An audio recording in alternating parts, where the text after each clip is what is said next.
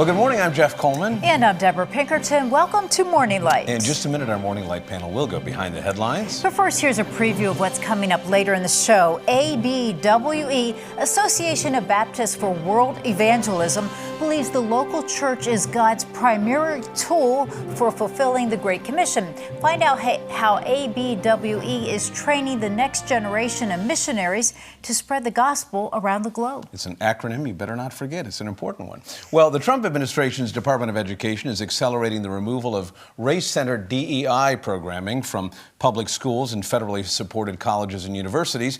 Supporters argue the Obama-era programs cause deeper cultural divisions instead of unity.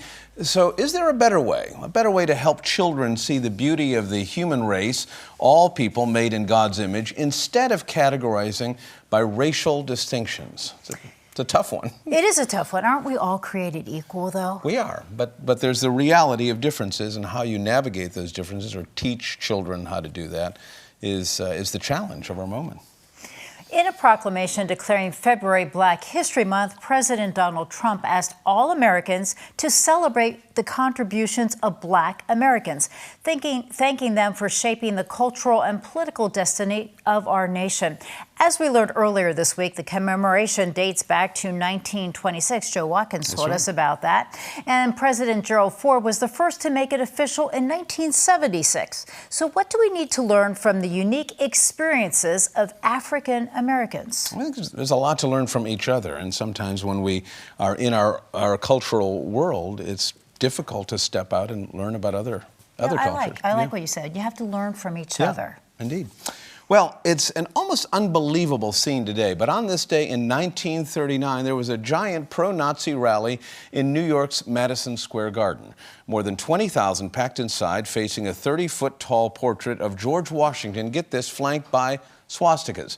The event drew some 100,000 protesters outside of the arena. The main speaker was eventually jailed for espionage, and the group folded shortly thereafter. But how can we use these dark and difficult milestones in our history to keep our hearts from racially driven hatred? The Morning Light panel will tackle these questions this morning, and delighted to have you back. Michael Geer, good to have you back. Cynthia, Lyons, good to have you. And John Wetzel. Always try to bring you the most challenging and interesting riddles of topics, because people are thinking about this. You know, we start out in political campaigns saying, let's get rid of this, let's add this, and then the implications of what you do after the campaign are significant. So President Trump campaigned on the elimination of diversity, equity, and inclusion programs. Many corporations had begun to follow the government's lead in blending DEI programs in. So now the DEI programs are gone, it does beg a question: what do you fill in its place? Michael, you've thought a lot about this. Your organization has been out front in many ways in talking about the humanity of the individual, but not focusing on the distinction in race. How do you view this moment? Well, it's an interesting time, no question about it, and I think it's good that there's public conversation going on about it. Whether the conversation is helpful in terms of how it's carried out is another thing, in terms of always going in the political realm. Yeah. As a Christian looking at it, you know, the viewpoint is God is after bringing us together in unity. Mm-hmm. And the human heart is always about division. And so even... what do you mean by that? Well, you know, kind of even thinking about DEI in the school settings or whatever, when we don't understand and recognize the reality that there is a God who created us, that we're made in his image, we start to think that we're the center of the universe. And we start to think that well, the way I think and the way I am and the lifestyle I lead and everything else is the right way, and whatever other people choose is wrong. And we have a standard of a God who created us. We're created in his image. We have a Bible that tells us about that. And if you look at the history of humanity, there is division on tribes and all of these sorts of things. In the end, God brings us all together. You know, Revelations 5 talks about every tribe, every nation, not to so much celebrate all of those things, but to say, I bring you together because you are created in my image. That's a beautiful picture when you fast forward to the end of the Bible, and you see this, that part of the gospel story is people being drawn from every tribe, tongue, and nation. John, you've thought a little bit about this, certainly as heading a major piece of state government and knowing that you have diverse populations, both from the people who are working as prison guards and administration, but then also the prisoner population itself. What's the right and wrong way to look at this, practically speaking? What's the world after DEI? What should it look like? Yeah, well, the wrong way is to use little abbreviations like DEI for complicated, nuanced subjects when we don't even have the same definition for it. So you talk about biblical, that sounds like the Tower of Babel to me. I mean, so when you unpack some things, let's use universities. Some people get an advantage. In DEI, we don't want anybody to get an advantage. Unless your dad went there, then we have legacy admissions, or unless you're a donor. So we close a gap for some people, many who don't have a gap.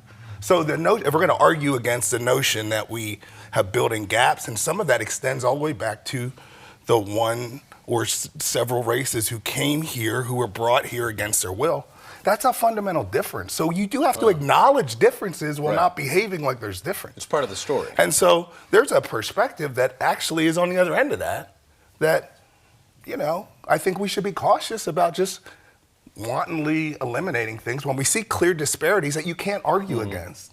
You can't argue against the disparities in access to opportunity. So if we're not closing that gap, then we're perpetuating what do you put in its place then? So what is the vision for, because you've identified the problem beautifully, which is there is a reality and a legacy that we live with in the story of America. But then what do you replace it with? What's the vision that we should have? You got to start with accurate data on where we are today. What's the brutal reality of where we're at? And then understand, well, why does this gap exist? And frequently, goes all the way back to education and the disparities that exist in access to high quality education and the implications of that, especially as it relates to the criminal justice system and other things. So we have to close those gaps, but we have to understand and acknowledge that they exist. Cynthia, what do you do when you're in a public school setting and you've been through all of the trends, because there have been, this isn't the only program, but all kinds of trends that are trying to fix a core problem, which is how do we treat each other with dignity and respect? Can you do it without what Michael said, without acknowledging that God exists, that He's made us in His image? How do you do it without that, really? Well, I think you acknowledge that. Yeah. That being said, heaven on earth. In the end, we're going to all come together. But how do we live that way while we're here on earth? What do you do, practically? I think it's asking questions. Like, how are you different than me? Tell me a little bit talk to me about where you live. What are you doing here? Oh, I see you're a new student. Where are you from? And it may not be race, right? It may not be race. For me, a lot of times it is, because we're having an influx of families moving to the United States from other countries for one reason or another. Well, I'm not going to know anything about them if I don't have a communication, a meeting with them in the hallway. Hey, what can I do for you?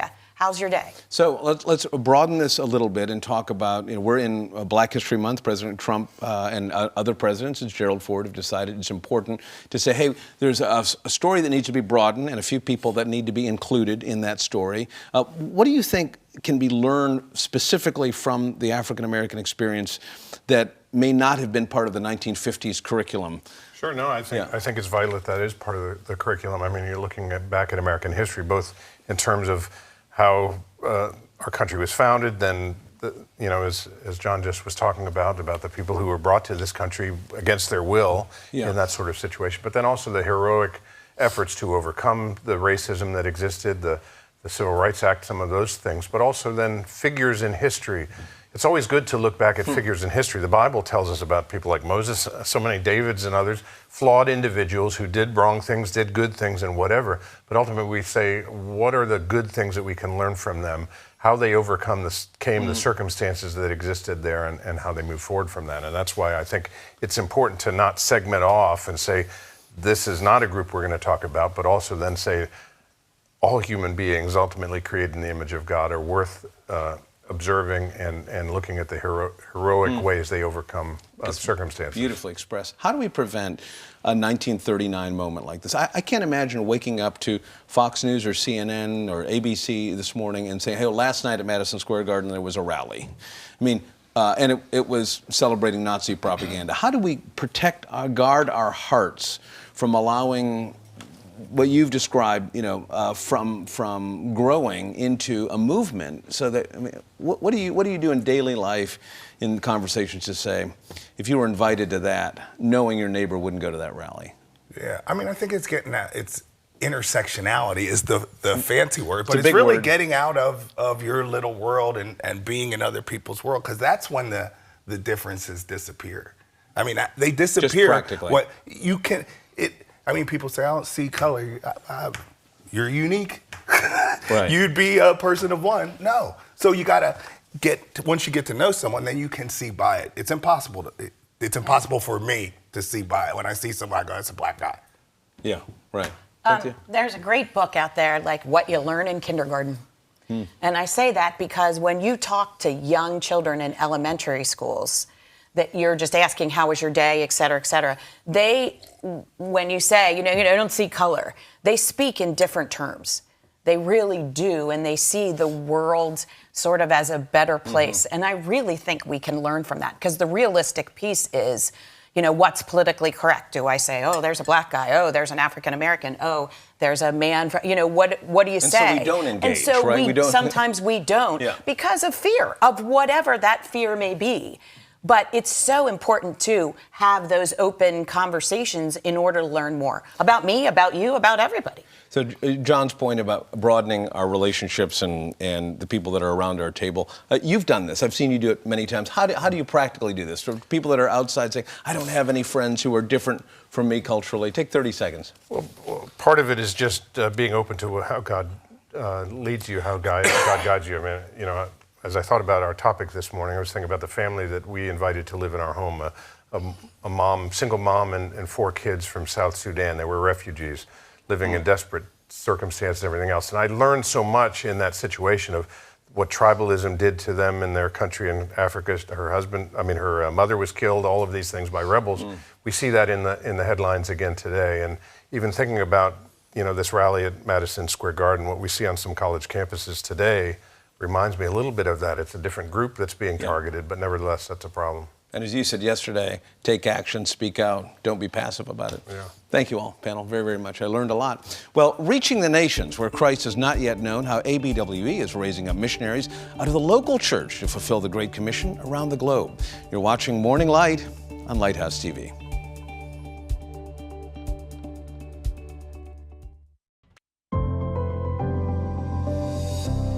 ABWE, Association of Baptists for World Evangelism, believes the Great Commission means not just sharing the gospel, but also discipling new believers in the local church. Joining me to talk about the mission is Director of Communications and Engagement, Alex Kocman. Thank you for being with us. Thank you for having me. So tell us about ABWE. We're the Association of Baptists for World Evangelism. We're a family of about 460 like-minded sending churches that believe in their responsibility to send missionaries to the nations. And so we have about 1,000 missionaries reaching into 89 countries with the gospel, planting churches, engaging in mercy ministry as well, and training up local leadership to carry on the task in our absence. So how does it work? So if somebody feels called to do more, I imagine many of the viewers would feel at some point in their life that they're called to do more globally. They might approach a missions agency or a sending board like ours. The very next place that we're going to point them is back to their local church, because we think that the local church is God's plan A to change the world through his son and through advancing the gospel. But then after that point, after we've interviewed a candidate at a church, not just to see if they feel called, but also if they're qualified in terms of their character, their knowledge of Scripture.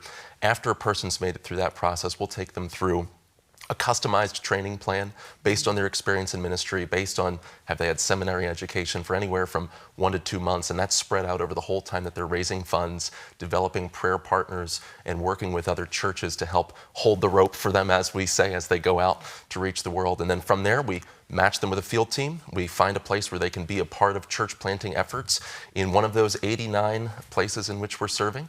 And the goal is for them to stay long-term, learn language and culture, and stay until the task is done, multiplying churches. Wow. So how did this start off? And how many churches did you start off with and countries? We started with very few. We started with one missionary in the Philippines about 100 years ago. This was at a period in time in which we had our social justice battles 100 years ago, not just some of the ones we talked about in the last segment as well. And the mission board that had sent one missionary by the name of Dr. Rafael Thomas to the Philippines, they said that really they wanted him only engaging in mercy ministry and not preaching the gospel, not making converts, doing soul winning. He said no. He left that mission board, founded his own. That became ABWE. We were in the Philippines, but then through the 40s expanded into Latin America, through the 50s into South Asia, and the 70s and 80s into everywhere from West Africa into behind the Iron Curtain. And then after the Iron Curtain fell, continued to expand from there. And then over the last few years, we've had a pretty strong emphasis on unreached people groups too, not just places, but peoples. And by God's grace, we were able to see 5 new countries, new mission fields open up for us last year. We're praying for at least another 3 this year, too, to help us towards that goal. Wow. And what are some of those countries you're hoping for? I don't want to say them. That's the thing. We're sending missionaries where we can't always identify the places where they're serving. But it excites me because these are places where oftentimes evangelism, proselytization, church planting are illegal or discouraged, and yet our missionaries are able to come in not pretending to be something they're not, but oftentimes offering an actual skill or benefit to the community to where countries want to invite them in, keep them in, even though it may be an unfriendly or hostile Muslim or Hindu or Buddhist government. We're still able to see churches and missionary teams thrive there. Yeah, that is wonderful. What type of a difference are you making? What are you seeing? I have the privilege of celebrating and serving missionaries by telling their stories all the time. So much is happening. I just was speaking with a missionary serving in South Asia a few weeks ago, and he shared that a friend of his, who he later found out had terrorist connections, but a friend of his asked him for money as a Muslim man. And he said, well, brother, why don't you give me money? They call everyone brother in that country, in that culture. He said, well, you're not my brother until you embrace the Lord Jesus Christ.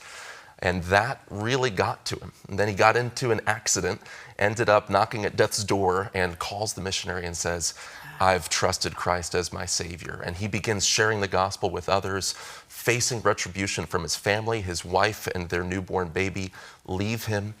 His uncle, who's the leader of a terroristic group, begins threatening him on Facebook. He starts praying the Psalms against his enemies. His uncle mysteriously dies of a heart attack a day or 2 later. So the Lord rescues him from that, but then there's retribution against the missionary and his family. And so what does this new convert do? He calls some of his friends from this old network of radicals, and they actually guard the missionary's house all through the night to keep them safe from others in the community who would have flashed out against them. Wow. That's one of the more amazing stories. That is amazing. We hear stories like that almost all of the time, and it's truly incredible to see that, despite the chaos in the world, the Lord is at work among the nations. God certainly has a plan. Alex, thank you so much for being with us. Thank you for having me. And coming up next on Morning Light, ABWE has nearly 1,000 missionaries serving in 89 countries. As you just heard, we will talk with one of them right after the break.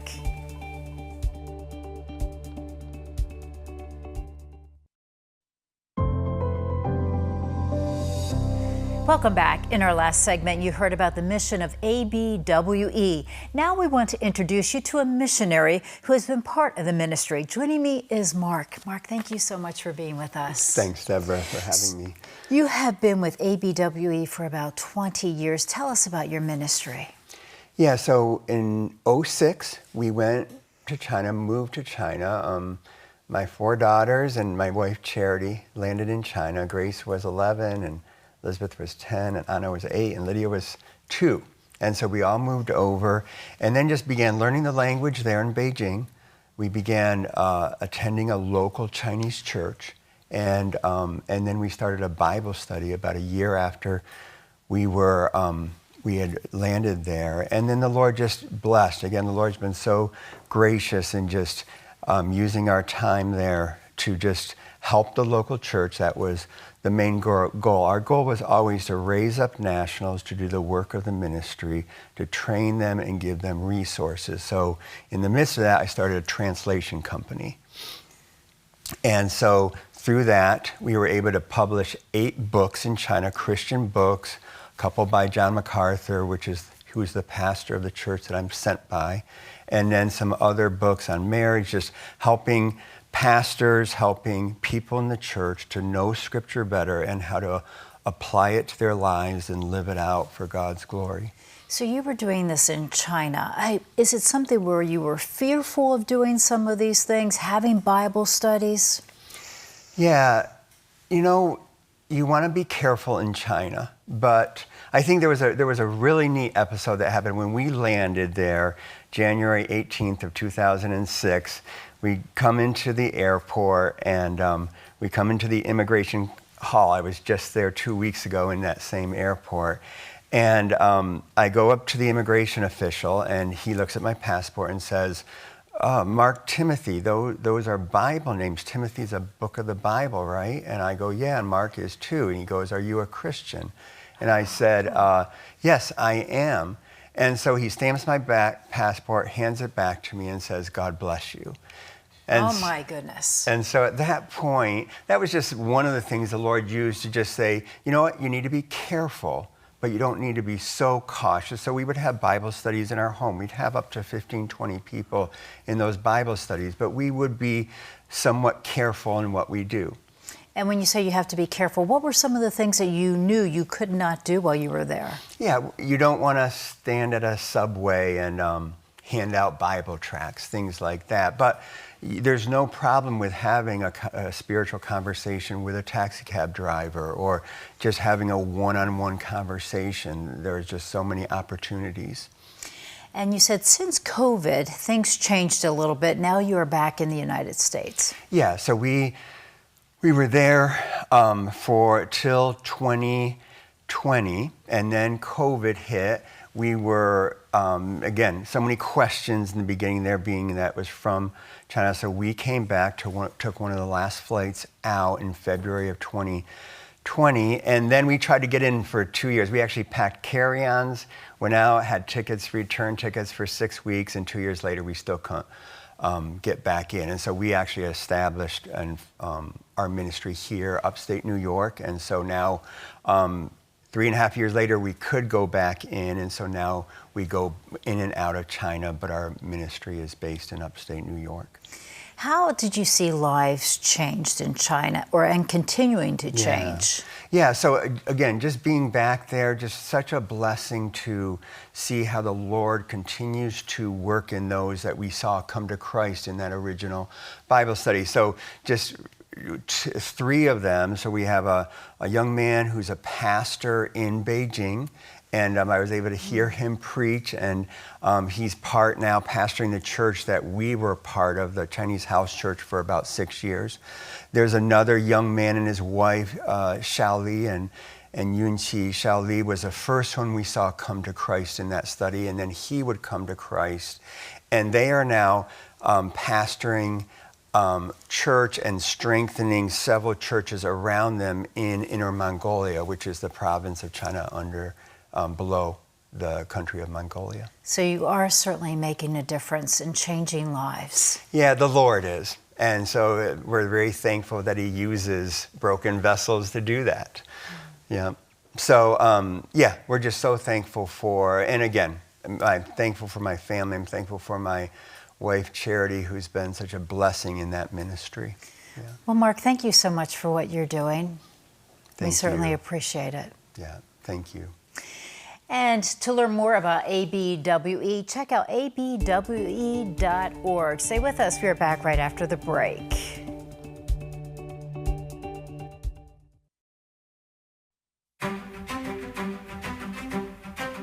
Welcome back. Coming up tomorrow on Morning Light, extending the love of Christ to those in need by providing food, shelter, and a connection to support services. Learn how Life Path Christian Ministries formerly known as the York Rescue Mission, is helping people get back on their feet. Plus, the organization is bringing a well-known Christian band to central Pennsylvania. Find out how you can get tickets to see the Newsboys. And that's a look at what's coming up tomorrow on Morning Light. Now, Jeff, your closing thoughts. Well, thank you, Deborah. Well, in the 1930s, the German theologian Dietrich Bonhoeffer was visiting churches in New York City. He wrote this: "They preach about virtually everything. Only one thing is not addressed, or is addressed so rarely: the gospel of Jesus Christ, the cross, sin and forgiveness, death and life." So where did Bonhoeffer find it in America? The gospel, that is. Well, in the pews and pulpits of the African American church, churches still living then under the weight of legal discrimination and segregation.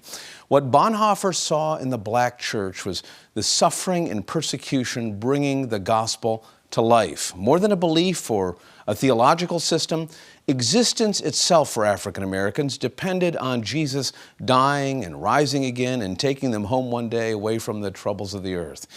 It's a challenge for those of us who've turned our faith into a practice and routine, but not the worship of a person, Jesus.